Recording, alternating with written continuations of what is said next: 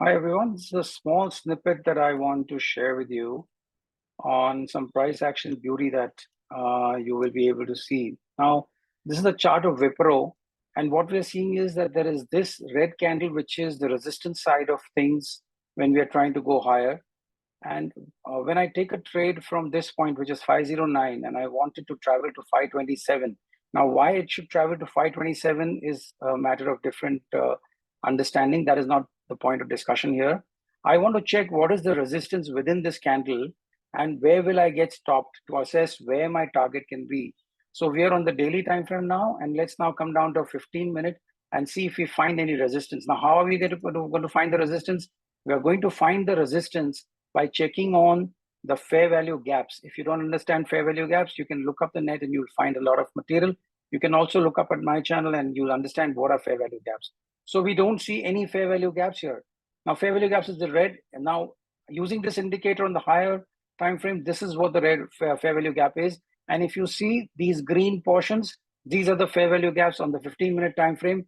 You don't see any fair value gap in this candle, whereas you see a lot of fair value gaps in this move. So fair value gaps are basically imbalances that have been created while the move happens, and they act as resistances or supports as the case may be. So on the 15-minute, we don't see any resistance. It gives me a better chance for me to reach this place. Now let's go to 3-minute and see what's happening on both these candles. Now why I have marked two areas is because these are similar candle formations on the higher time frame, and now the fair value gaps appear. So if you see on the 3-minute, you see a lot of fair value gaps here, and that is the reason when the price came back into this area on the 3-minute, it got a resistance and it jumped back.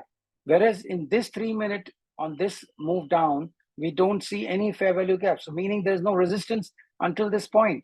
That's the reason I place my target to this point and not anywhere between. This is a small reading, but this reading can help you assess what your targets can be and what your resistance can be in the opposing direction of the trade that you've taken. So you've taken a trade from one location to the other, you check where the target is, and the extent of the target can be judged by checking where the fair value gap is and where you can meet resistance. I hope this small snippet can help you get better squeeze out of your trades. Thank you.